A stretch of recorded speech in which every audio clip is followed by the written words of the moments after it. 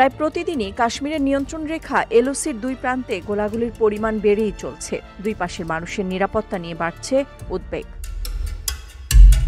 পেহেলগাম হামলাকে কেন্দ্র করে এরই মধ্যে ভারত এবং পাকিস্তান একে অপরের বিরুদ্ধে বেসামরিক নানা বিধিনিষেধ ঘোষণা করেছে। এতে কিছুটা স্বস্তিতে ছিলেন কাশ্মীরের মানুষ। ধারণা ছিল পরিস্থিতি হয়তো এর চেয়ে খারাপ হবে না, কিন্তু নিয়ন্ত্রণ রেখা বরাবর গুলি বিনিময়ের কারণে বিনিদ্র রাত কাটছে তাদের। ভারত শাসিত কাশ্মীরের নিয়ন্ত্রণ রেখা বরাবর সবচেয়ে স্পর্শকাতর এলাকা উত্তর কাশ্মীরের কুপওয়ারা ও বারামুল্লা। নিয়ন্ত্রণ রেখা সংলগ্ন অঞ্চলে যেতে হলে আগাম অনুমতি নিতে হবে। সম্প্রতি এ অঞ্চলের জেলা ম্যাজিস্ট্রেট এমন নির্দেশনা জারি করেন। তাই এই আতঙ্কের মধ্যেই এলাকার বাসিন্দারা ব্যক্তিগত ব্যয়ে ভূগর্ভস্থ বাংকার তৈরির কাজ শুরু করেছেন বা পুনর্নির্মাণ করছেন। একই অবস্থা উরি সেক্টরেও। নিরাপত্তা নিয়ে আশঙ্কায় স্থানীয় মানুষ। ভারতের প্রতিরক্ষা মন্ত্রণালয়ের অর্থায়নে এই সেক্টরে ভাটগ্রান ও চর্নদা এলাকায় 16টি বাংকার নির্মাণ করা হয়েছে।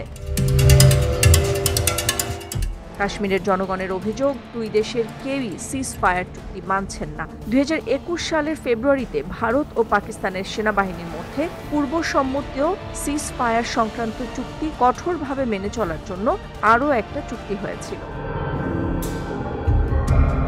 এদিকে ভারতের সঙ্গে টানটান উত্তেজনা এবং সম্ভাব্য হামলার আশঙ্কায় কাশ্মীরের খাদ্য দপ্তর বিভিন্ন স্থানে অন্তত 2 মাসে আটা ময়দা মজুত।